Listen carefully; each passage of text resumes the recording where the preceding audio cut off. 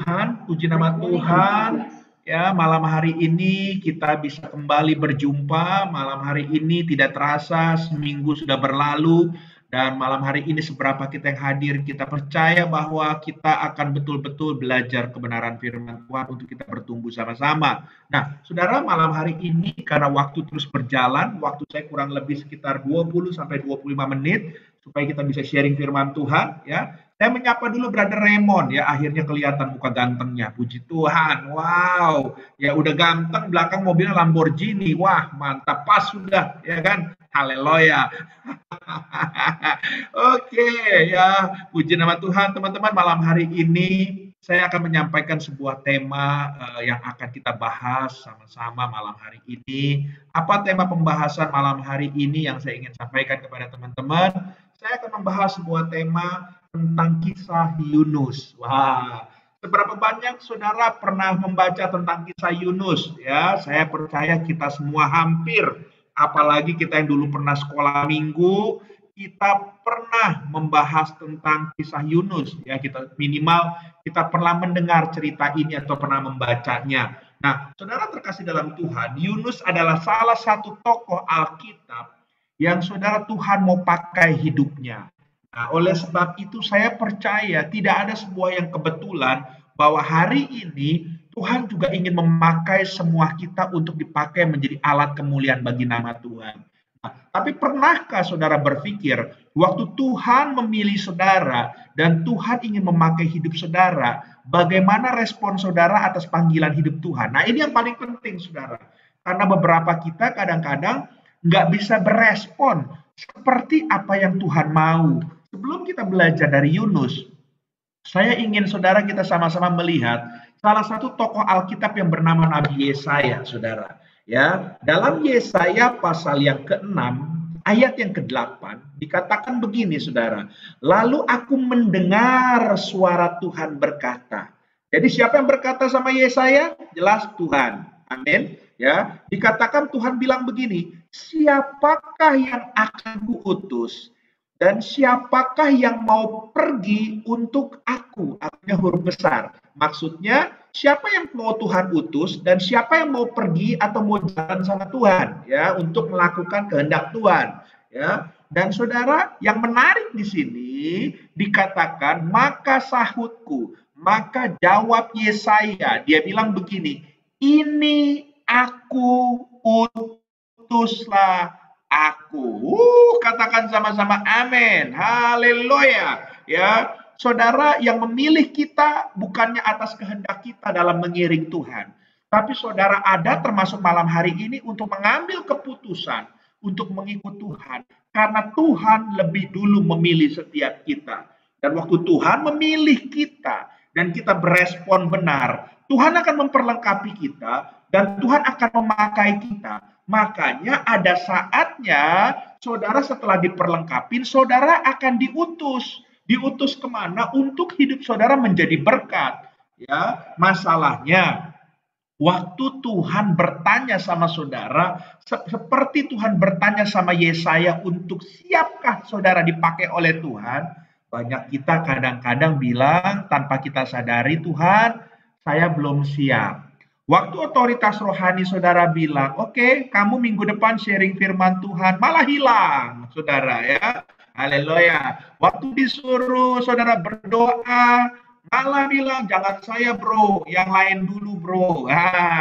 Waktu suruh pimpin pujian, bilang bro nggak ada yang lain dulu apa? Ya kan saya antrian terakhir kak. Nah banyak kita mengukur diri kita dengan kacamata kita bukan dengan kacamata Tuhan. Sebetulnya kalau Tuhan mau memakai kita, Tuhan tahu kapasitas kita dan Tuhan akan memakai orang-orang yang akan menunjuk kita untuk dipakai Tuhan itu dengan urapan yang dari Tuhan dan dia tahu pasti bukan untuk mempermalukan saudara tapi untuk melatih saudara menjadi prajurit-prajurit Tuhan yang luar biasa. Haleluya. Makanya kita harus mau bersikap seperti Yesaya waktu kita disuruh Tuhan. Yang paling penting di sini Yesaya bilang, "Ini aku utuslah aku." Dia siap, dia taat atas perintah Tuhan.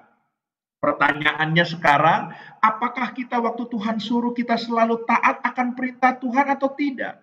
Sebab ketaatan ini akan menentukan masa depan saudara dalam mengiring Tuhan. Waktu saudara tidak taat sama Tuhan, maka berkat yang sudah seharusnya Tuhan siapkan untuk memakai hidup saudara, itu bisa terhambat, itu bisa terhalang, itu bisa terlambat. Tapi waktu Tuhan ingin memakai saudara, saudara berkata, saya siap. Saya percaya bahwa berkat itu akan turun buat saudara. Saudara tahu waktu kita berjalan bersama dengan Tuhan itu ada berkat khusus. Salah satu berkat khusus yang saya ingin sampaikan, waktu saudara taat akan perintah Tuhan, saudara akan punya pengalaman lebih lagi bersama dengan Tuhan. Yang setuju katakan amin. Haleluya. Waktu saya dulu melayani saudara ya di Medan, lalu saya berangkat ke Pulau Samosir. Di tengah-tengah pulau itu adalah pusat opo-opo, pusat kuasa kegelapan di Pulau Samosir. Ya, di tengah-tengah Danau Toba ada Pulau Samosir, ya, di situ ada sebuah kampung dan di situ adalah pusat kuasa kegelapan orang Medan di sana, saudara. Dan saudara terkasih dalam Tuhan, waktu saya taat sama Tuhan, malam harinya saya KKR di lapangan bola, ya, ribuan orang datang penduduk lokal di situ, saudara. Dan saya diserang sama kuasa kegelapan. Saudara terkasih dalam Tuhan, itu hujan deras. Tapi waktu kita mau KKR malam hari itu saya berdoa, Tuhan berhenti. Dan betul saudara, Tuhan nyatakan malam hari itu berhenti. Dan saudara, ya hujan boleh berhenti, KKR tetap jalan. Tapi yang menjadi pertanyaan, lapangan bola itu becek sama air saudara. Wah, kita khawatir gak ada orang yang datang. Tapi ternyata kalau Tuhan mengutus kita, Tuhan tidak akan mempermalukan kita. Ternyata banyak sekali orang yang datang penduduk lokal. Dan saya mulai kesaksian. Saya mulai menyampaikan firman Tuhan. Dan terakhir saya tutup dengan saya menantang mereka untuk terima Yesus sebagai Tuhan dan Juru Selamat. Untuk mereka lahir baru. Sebab mereka kalau bicara agama, mereka banyak yang sudah Kristen dari lahir.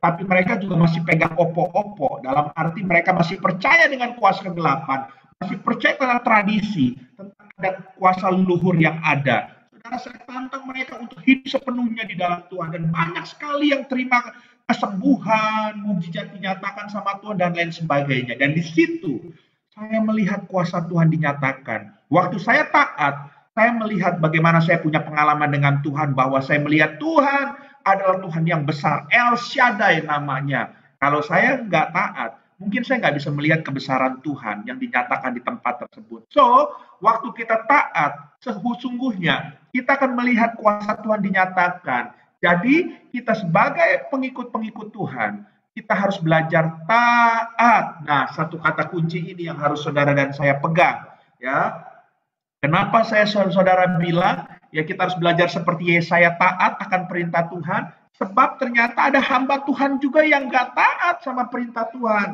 Contoh, ya kita belajar dari kisah, kembali kepada tema kita tentang kisah Yunus. Ya, saudara lihat sama-sama dalam Yunus pasal yang pertama, ayat yang pertama sampai dengan yang ketiga. Ya, saudara bisa melihat waktu kali pertama Tuhan suruh perbedaan antara Tuhan suruh Yesaya dan Tuhan suruh Yunus. Ya, kita boleh baca sama-sama di rumah. Ya, Yunus pasal yang pertama. Ayat yang pertama sampai dengan yang ketiga, demikian firman Tuhan. Datanglah firman Tuhan kepada Yunus bin Amittai, demikian. Bangunlah, pergilah ke Niniwe, kota yang besar itu. Berserulah terhadap mereka, karena kejahatannya telah sampai kepadaku. Ya, tetapi Yunus bersiap untuk melarikan diri ke Tarsis, jauh dari hadapan Tuhan. Ia pergi ke Yafo dan mendapat di sana sebuah kapal yang akan berangkat ke Tarsis. Ia membayar biaya perjalanannya, lalu naik kapal itu untuk berlayar bersama-sama dengan mereka. Tarsis, jauh dari hadapan Tuhan.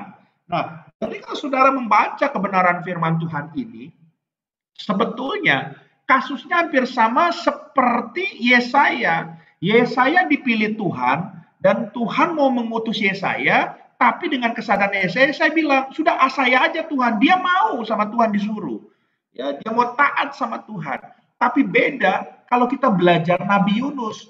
Yunus, Tuhan sudah bertanya sama Yunus, ya sudah menyuruh Yunus, tapi dia nggak taat. Mungkin pada saat itu di depan Tuhan dia bilang iya, tapi ternyata tujuannya tidak seperti kehendak Tuhan. Jadi saya mau bilang, ketidaktaatan itu sama saja berbicara, saudara, ya lari daripada perintah Tuhan. Itu tidak taat, ya tidak taat itu lari dari perintah Tuhan. Nah, ya. Jadi disuruh kemana, saudara? Niniwe. Dia perginya ke Tarsis, ya. Dia belok dulu, dia ke Yafo. Yafo ini adalah semacam kota, tapi di sini ada pelabuhannya. Dia cari kapal, dia bayar di situ, dia pergi ke Tarsis, ya. Ibaratnya saudara terkasih dalam Tuhan, saudara tinggal, saudara, ya mungkin saudara ada yang tinggal di Jakarta Barat, saudara tahu harus kemana untuk naik kapal. Saudara cari ke Tanjung Priuk, Yafo ini Tanjung Priuk. Ya, disuruhnya sama Tuhan kemana? Ke Lampung. Saudara perginya ke Surabaya. Nah, ujung ketemu ujung, saudara. Jadi nggak nyambung sebetulnya. Dia, saudara terkasih dalam Tuhan, tidak taat kepada perintah Tuhan. Menjadi bahan perenungan kita malam hari ini, bagaimana hidup kita dalam menghadapi perintah Tuhan. Apakah kita lebih banyak taatnya atau kita lebih banyak tidak taatnya? Ya, saya berdoa supaya setiap kita melalui kebenaran firman Tuhan ini, kita belajar seperti Yesaya, untuk kita belajar taat kepada perintah Tuhan. Jangan seperti Yunus di kisah ayat ini, pasal ini. Dia membangkang, dia lari dari panggilan Tuhan. Oleh sebab itu, malam hari ini, untuk kita lebih dalam lagi, ada 3 hal penting sebetulnya dari kisah Yunus ini. Ya, kita harus belajar, jangan sampai kita salah seperti Yunus dalam menghadapi perintah Tuhan. Yang pertama, saudara terkasih dalam Tuhan, yang saudara harus sadar, ya. Yang pertama kita belajar dari Yunus, jangan pernah menjauh dari Tuhan. Wah, saudara, apapun keadaan saudara, apapun kondisi saudara, saya mau pesan, jangan pernah menjauh dari Tuhan, ya. Bahkan pemazmur dalam Mazmur 139 ayat yang ke-7, saya percaya waktu dia menulis ini, pemazmur ini, punya pengalaman hidup dengan Tuhan, bahwa dia juga pernah mau lari dari Tuhan. Makanya dia tulis begini, saudara terkasih dalam Tuhan. Kemanakah aku dapat pergi menjauhi rohmu? Kemana aku dapat lari dari hadapanmu? Kan ada lagunya, saudara. Kemanakah aku dapat pergi menjauhi rohmu Tuhan? Saudara, ini ada lagunya, saudara. Ya, kenapa ini dasar dari firman Tuhan ini? Orang yang berani menulis seperti ini, artinya dia pernah mengalami, dia pernah mau coba lari dari hadirat Tuhan. Dia mau coba lari dari hadapan Tuhan. Dia mau coba lari dari roh Tuhan. Tapi dia bilang, saudara, semuanya itu sia-sia. Ya, saya pernah mau lari dari panggilan Tuhan. Waktu awal saya dipanggil Tuhan, ya, waktu itu masih 20 tahun yang lalu, lagi nakal-nakalnya, saya mengalami Tuhan, dan Tuhan panggil saya lari terus, saya lari terus dari Tuhan. Ya, waktu itu saya belajar bisnis mobil, ikut papi, jual beli mobil. Beberapa teman-teman tahu pasti kan. Nah, saudara, ya mendingan mana jadi pendeta yang baru merintis atau sudah jadi pengusaha jual beli mobil, naik mobil gonta-ganti, ya kayak anak konglomerat, orang kaya gitu kan. Ya pasti enak jual beli mobil lah, pegang uang. Dari tongkrongan udah kelihatan tongkrongan anak kurang kaya, dari perutnya maksudnya gitu ya. Dari dulu sudah sogode gitu ya. Nah, saudara, ya saya pernah menolak panggilan Tuhan. Saya lari dari panggilan Tuhan. Tapi setiap kali saya lari, Tuhan pukul saya. Sampai akhirnya saya berkata, Tuhan, saya nyerah. Saya siap. Apapun yang Tuhan mau, saya siap. Dan saat itu titik balik saya menyerahkan hidup saya untuk melayani Tuhan sepenuh waktu. Jadi saudara terkasih dalam Tuhan, poin yang pertama dari kita belajar dari kisah Yunus, apapun keadaan saudara, jangan pernah lari dari Tuhan, jauh dari Tuhan. Apalagi kalau Tuhan perintah saudara. Jangan tawar-menawar lah sama Tuhan. Tuhan tahu kok. Ya kalau dia perintahin saudara, dia tahu apa yang dia akan lakukan buat hidup saudara. Dia akan menolong saudara, akan memperlengkapi saudara. Dia nggak akan mempermalukan saudara. Nah, bicara soal jangan pernah menjauh dari Tuhan. Ada 3 poin lagi yang saya bagi sebelum saya masuk ke poin berikutnya. Ya, apa sih maksudnya jangan pernah menjauh dari Tuhan? Kenapa? Ya akhirnya, ya kan, si Yunus ini memilih Tarsis daripada Niniwe, sehingga dia menjauh dari Tuhan. Kita lihat. Yang pertama, karena kita tahu bahwa kota Niniwe itu penuh dosa. Wah, ya. Karena sejarah menulis ya bahwa salah satu dari 3 kota besar di Asyur, perhatikan baik-baik, kekejaman Asyur sudah terkenal. Nabi Nahum menyebut Niniwe sebagai kota berdarah, ya, penuh dusta dan perampasan. Itu ditulis dalam Nahum pasal yang ketiga ayat yang pertama tentang kota Nahum ini. Nah, saudara harus tahu silsilah dari Yunus. Siapa Yunus? Yunus adalah anak dari Amitai, berasal dari sebelah utara, penduduk asli Gad Hefer di Zebulon, ya. Dan Israel pada pemerintahan Yerobeam II dia hidup, ya. Keluarga Yunus mungkin telah ikut menderita pada waktu penyerbuan Syria ke Israel sebelah utara. Ya, jadi saudara terkasih dalam Tuhan, ya, sebetulnya Yunus ini dendam karena ternyata saudara Niniwe adalah salah satu tempat sekutu yang menyerang Israel. Jadi dia dendam dan dia tahu bahwa Niniwe ini kota yang berdosa. Bahkan dikatakan dalam Nahum pasal 3 disebut kota berdarah, penuh dosa, banyak pembohong di situ. Dan di sini kota jarah menjarah, kota perampasan. Jadi saudara, saya mau kasih tahu dia memasang stempel bahwa Niniwe ini sudah kota berdosa, sudah tidak mungkin dipulihkan. Seberapa banyak Tuhan mau memakai kita, tapi seringkali kita sudah memberikan stempel kepada orang yang akan kita tolong. Ya, bahwa kita bilang begini, sudahlah orang itu mah buat apa kita injilin, orang itu mah udah nggak bakal bertobat. Orang itu mah memang udah dunianya seperti itu, nggak bisa berubah. Saudara, dosa yang melekat dalam diri dia, kita kasih stempel bahwa itu akan melekat selamanya sama dia. Saya mau bilang sama saudara, ini yang membuat bahwa pemakaian dalam hidup kita tidak pernah bisa maksimal. Kalau kita selalu memberikan stempel, dosa, dosa, dosa kepada orang-orang tersebut. Bahkan kita yang adalah terang Tuhan, setelah Tuhan ada dalam hidup kita nggak pernah mau masuk kepada mereka yang berdosa. Kita nggak mau tolong mereka. Padahal saudara tahu, terang itu fungsinya apa? Terang bisa berfungsi kalau ada dalam kegelapan.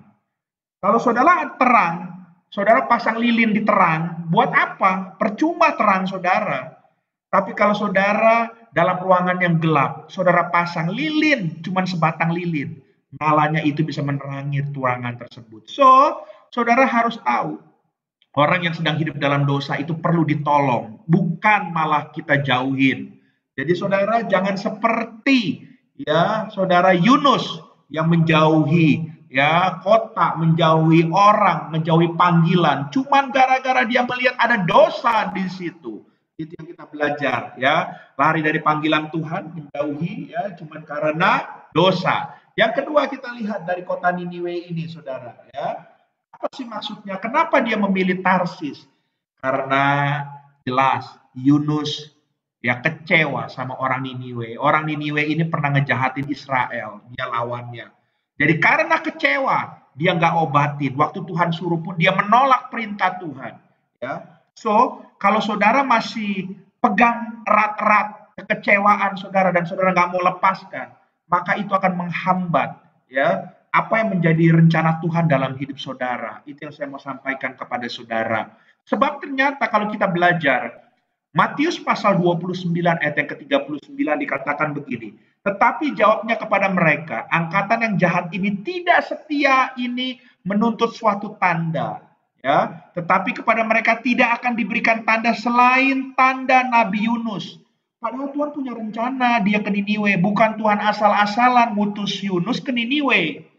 Tapi dia tahu bahwa Yunus ini akan menjadi sebuah tanda pertobatan orang-orang Niniwe.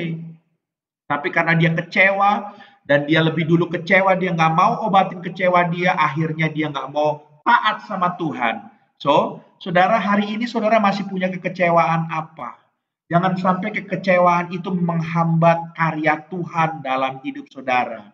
Jangan lepaskan kekecewaan saudara, jangan tahan kekecewaan hidup saudara. Karena kekecewaan itu akan membuat saudara tidak akan bisa melihat karya Tuhan dalam hidup saudara dinyatakan lebih lagi. Yang C kita lihat saudara ya. Yang C kita belajar saudara ya, bahwa kenapa dia akhirnya memilih Tarsis daripada Niniwe. Dia pergi menjauhi rencana Tuhan dalam hidupnya. Karena Tarsis itu ditulis sama Alkitab. Kalau kita melihat peta Alkitab, itu adalah sebuah kota kuno di Laut Tengah. Ya, jadi Alkitab sudah menulis dia ini sebuah kota, bukan kampung, bukan desa. Ya, daripada Niniwe yang dia sudah tahu historinya, kota berdarah, kota yang tidak menyenangkan, kota yang membuat dia kecewa dan lain sebagainya. Lebih baik dia pergi ke Tarsis.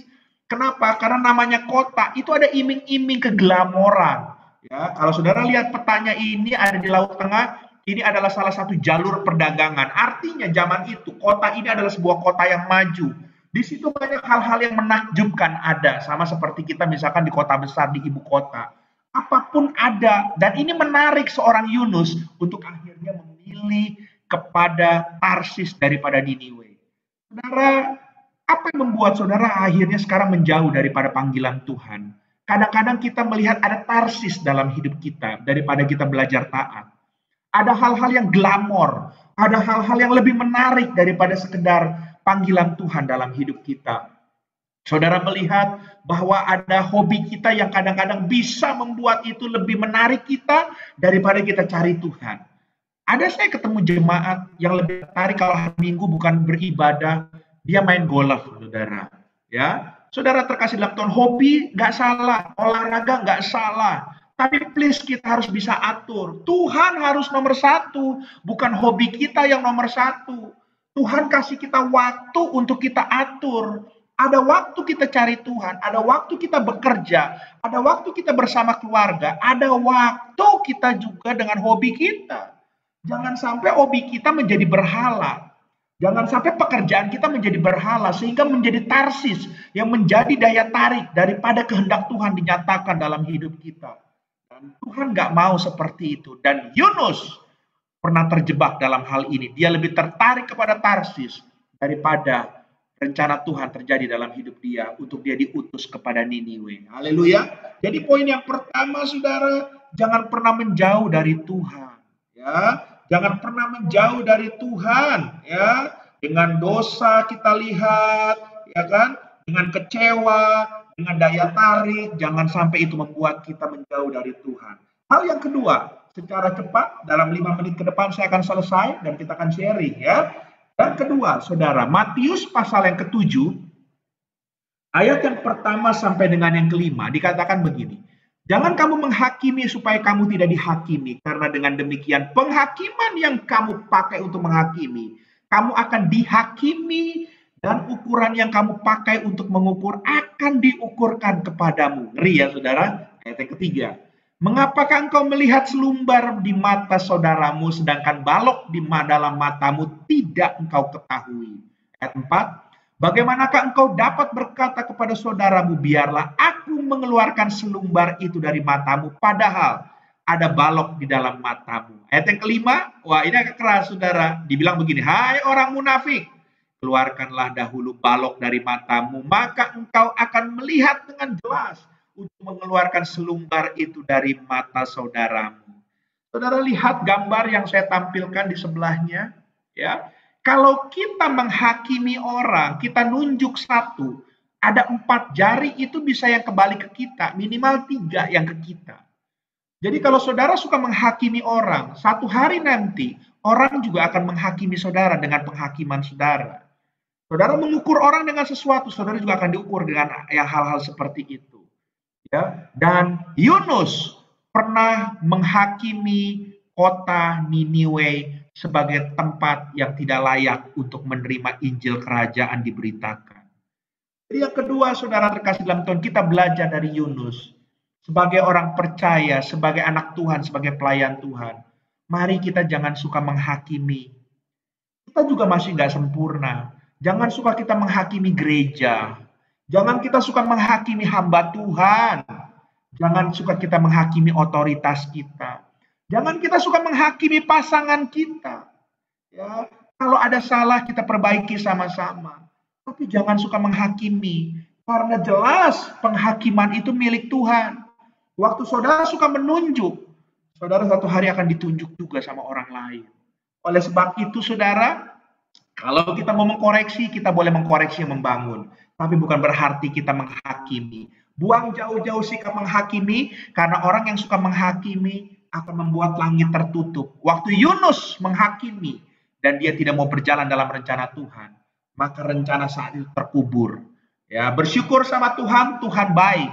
Ya, membuat dia ditelan sama ikan besar. Waktu sekolah minggu kita diceritain ikan paus kan, Coba ntar saudara lihat, ada nggak kalimat ikan paus di Alkitab? Nggak ada, saudara. Itu guru sekolah minggu aja. Supaya anak-anak itu, waktu belajar kisah ini, ngebayanginnya ikan besar itu gampang. Jadi ikan apa yang dikenal? Ikan paus. Tapi Alkitab bilang, ini ikan yang besar, ya, bukan ikan paus, saudara. Ya. Jadi poin yang kedua, kita belajar dari kisah Yunus, jangan suka menghakimi. Yang terakhir, yang saya ingin sampaikan kepada saudara, ya, kita belajar dari Yunus. Kita belajar, Yunus disuruh Tuhan. Kalau saudara lihat Lukas 11 ayat 29 ya sampai 30, dia ditulis begini. Angkatan ini adalah angkatan yang jahat. Mereka menuntut suatu tanda. Ya maksudnya orang Niniwe. Tetapi mereka tidak akan diberi tanda selain tanda Nabi Yunus. Berarti melalui Yunus ini akan ada keselamatan seharusnya. Sebab sebagaimana Yunus menjadi tanda bagi orang-orang Niniwe, demikian pula anak manusia akan menjadi tanda bagi angkatan ini. Artinya gini, Yunus bukan sembarangan dikirim, Tuhan kurang kerjaan. Yunus ke kota Niniwe untuk menyampaikan firman Tuhan. Supaya ada pertobatan, dia harus menginjil di sana. Jadi hal yang ketiga yang kita belajar dari kisah Yunus ini. Kita semua juga sama seperti Yunus adalah anak Tuhan, hamba Tuhan. Jangan lupa dimanapun kita berada, jangan lupa untuk kita apa saudara? Menginjil, menyampaikan kabar baik, minimal bersaksi tentang Tuhan. Haleluya. Bro, kok bisa? Ya kan kita harus seperti Yunus. Saudara mungkin nggak tahu ya. Sebetulnya nih saya kasih tahu sama saudara. Yunus itu arti namanya itu burung merpati. Haleluya. Burung merpati arti nama Yunus. Ya. Apa sih maksudnya burung merpati itu, saudara? Kenapa nggak sebuah kebetulan arti nama Yunus itu jadi burung merpati? Saudara harus lihat ya, keistimewaan dari burung merpati ini, saudara ya. Yang pertama, burung merpati itu lambang perdamaian, ya. Makanya kalau saudara adalah namanya anak Tuhan, apalagi saudara pelayan Tuhan, kemanapun saudara pergi, saudara harus bisa membawa damai sejahtera, shalom. Ya, jangan saudara jadi troublemaker. Jangan saudara membuat keributan, membawa perpecahan. Pergi ke sebuah komsel jadi pecah. Ke gereja jadi ribut. Ya, ke tempat mana, komunitas mana jadi membuat perpecahan. Ini bukan yang Tuhan mau. Karena kalau saudara dipanggil menjadi pelayan Tuhan, seperti arti nama Yunus, seharusnya menjadi membawa pendamaian. Karena merpati itu adalah lambang perdamaian. Amin. Haleluya. Ya, jadi saya berdoa, seberapa banyak saudara di sini yang sudah melayani Tuhan khususnya, kemanapun Tuhan pakai saudara, saudara harus menjadi pembawa damai. Termasuk di rumah tangga saudara lebih dulu. Jangan saudara melayani di luar pinter khotbah, pinter pimpin pujian, pinter berdoa, tapi di rumah. Orang rumah bilang, aduh kalau Dedi pulang, kita serem lah, kita mendingan di kamar, malas ketemu. Ya, kayak macan kalau pulang, serem kita. Istri juga begitu. Aduh kalau mami pulang, udah deh. Kalau doa mah doa syafaat panjang pintar. Tapi kalau mami pulang, nyerocos, ngomel. Bertobat kalau begini. Saudara datang karena saudara adalah hamba Tuhan. Sekalipun di rumah tangga saudara, saudara harus jadi pembawa damai. Jangan bicara gereja dulu lah, komunitas dulu. Di rumah dulu. Tunjukkan bahwa saudara adalah anak Tuhan, pembawa damai. Saudara adalah hamba Tuhan, pembawa damai. Amin. Dan yang kedua kita belajar soal merpati. Merpati itu saudara tahu nggak? Saudara boleh searching di Google. Ini antik loh saudara. Ternyata merpati itu adalah salah satu unggas yang tidak memiliki empedu. Haleluya. Ya, empedu itu berbicara tentang kepahitan. Jadi kalau saudara mau dipakai Tuhan atau saudara sudah jadi anak Tuhan, saudara nggak boleh lagi simpen kepahitan, apalagi saudara melayani Tuhan. Di mana saudara mau menyampaikan kabar baik, menyampaikan anggur manis, kalau saudara sendiri masih pahit hidup saudara. Saudara nggak mau dipulihkan, saudara nggak mau mengampuni. Ya. Oleh sebab itu, buang kepahitan saudara. Kalau hari ini saudara sedang mengalami kepahitan, buang kepahitan. Kepahitan itu adalah pilihan. Saudara mau pegang atau saudara mau lepas setelah saudara tahu firman Tuhan. Waktu saudara mau melepas, saudara serahkan sama Tuhan. Lepaskan pengampunan. Sudah, Tuhan yang akan campur tangan. Yang ketiga, kita belajar dari merpati. Merpati itu salah satu tipenya Merpati itu setia. Maksudnya apa? Dia dibawa kemana juga, dia pasti kembali pulang ke rumahnya. Haleluya. Ya, dulu saya punya bapak rohani waktu awal saya belajar, di rumahnya dia miara burung perkutut sama merpati. Aduh, kita pusing. Kita anak-anak rohani itu diajarin bukan cuma firman Tuhan. Kita suruh bantu ngurusin burung di rumahnya. Dia bilang begini, kalau lu burung aja masih ngurus mati, gimana lu mengurus jemaat? Dia bilang gitu. Wah, itu belajar pembentukan karakter buat saya, saudara. Ya, waktu kasih makan telat, dia maki kita. Dia bilang, kamu ngasih makan burung aja masih telat. Gimana kamu bilang mau ngasih makan domba Tuhan yang Tuhan percayain? Ya, jadi saudara, itu pembentukan karakter. Dia pakai ilustrasi seperti itu. Tapi yang menarik, padahal dulu bapak rohani saya ini pendeta besar, ya. Jadi di lingkungan Pantai Kosta dia punya tamak. Ya kalau saudara tahu lagu salah satu Tuhan Yesus Setia itu karangan dia. Kan lagu terkenal tuh kan Tuhan Yesus Setia. Ya, di rumah dia punya Harley, dia anak Harley, punya BMW. Wah, kaya dia saudara. Pelayanan dia go internasional. Tapi dia miara burungnya burung merpati, burung perkutut. Kita kadang-kadang murid-murid tuh nggak ngerti bertanya, kenapa dia nggak milih burung-burung yang mahal? Tapi setelah saya belajar, mungkin dia pengen mengajar kita dengan ilustrasi ini. Burung merpati, kalau dilepas kemana aja, dia tahu rumahnya, dia pulang. Makanya bisa buat mainan burung merpati. Saudara, kemanapun Tuhan mengutus saudara, saudara harus punya sifat seperti burung merpati. Saudara tahu rumah saudara di mana. Saudara boleh diundang pelayanan kemana-mana, tapi saudara tahu rumah saudara di mana. Saya banyak berjumpa hari ini, banyak yang mengatasnamakan jadi pendeta, jadi penginjil, tapi nggak punya rumah. Dalam arti rumah Tuhan. Ya, sama seperti tentara bayaran. Jadi dia menganggap pelayanan itu sebagai lahan cari uang. Dia nggak punya ini. Yang penting dia khotbah sini, khotbah sana, pimpin pujian sini, jadi kayak artis rohani. Tapi saudara terkasih dalam Tuhan, dia nggak punya rumah Tuhan, dia nggak tertanam, nggak bertumbuh dalam Tuhan. Itu sama seperti tentara bayaran. Tuhan mau kita menjadi tentara Kristus. Tentara yang benar, yang legal, itu harus punya markas besar. Di mana saudara tertanam? Kalau hari ini saudara merasa tertanam di Komsel ini, belajarlah setia di Komsel ini, supaya saudara bertumbuh dalam Tuhan. Jadi hal yang ketiga, saya mau bilang, jangan berhenti menyampaikan kabar baik. Tuhan memberkati kita semua. Mari kita berdoa. Tuhan, kami